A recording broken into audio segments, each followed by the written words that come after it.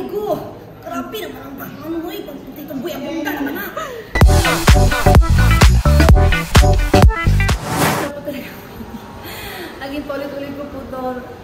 Yun po, isa na po sa core memory ko, ang paglabas ko po sa bayan ni Kuya. Tapos narinig ko po ang mga tao at nakita ko po yung mga mukha ko sa tarpaulin. Nakita ko po yung mga mukha ko sa yung mga ganun-ganon. Tapos yung mga mukha ko sa ganun.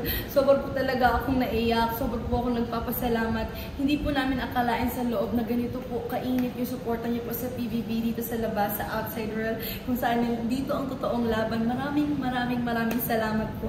Sobrang po akong naging masaya at the same time. Sad kasi tapos na talaga ang aking PBB journey.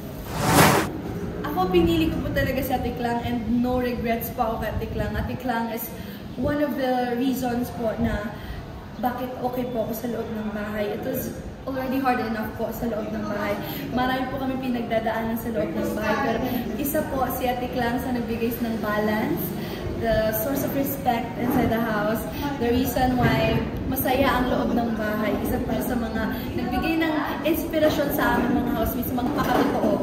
So, kaya po, wala po akong pag-isisian. Sobrang saya ko kasi kami ang final duo. So, in short, sa lahat ng promo, kakanta siya. Ako, magpa-flower dance na lang, o magpa-flower sticks. Kasi diba, may new skill set tayo. Lahat po talaga na nandun, I would say deserve it kasi po sobrang hirap po talaga ng dinaranas po namin sa loob ng bahay. However, I feel like the quality of a big winner is someone who speaks the truth, who is true to himself or herself, and is very real with his emotions. Whatever he feels, he shows it inside the house.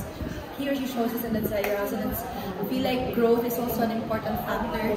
Ako po ay masaya po sa kung ano mang ibigay po sa akin ng Sparkle. I believe they know what's best for me. So I just trust them kung ano po ang gusto nilang ibigay sa akin. For right now, I'll say yes to everything. Lahat po ng nagmamahal, sa lahat ng pangkat, showbiz, sa lahat po ng bumubuo ng sumusuporta sa akin po, maraming salamat po dahil nandyan kayo. Kayo po ang rason kung bakit ako patuloy na lumalaban. Even if I'm outside the house, mainit pa rin po ang suporta niyo sa akin. Kaya naman po, lubos pa ako nagpapasalamat. Hindi po ako mapapagod magpapasalamat sa inyong lahat. Mahal na mahal po kayo. And if only I could hold everybody, gagawin ko po yun. Ganun po kayo kamahal. Ganun po kayo pinakahalagahan. I love you all. Thank you so much. Huwag po kayo mag-alala. I'll stay the same and I'll be shining my light until the end of this. I love you.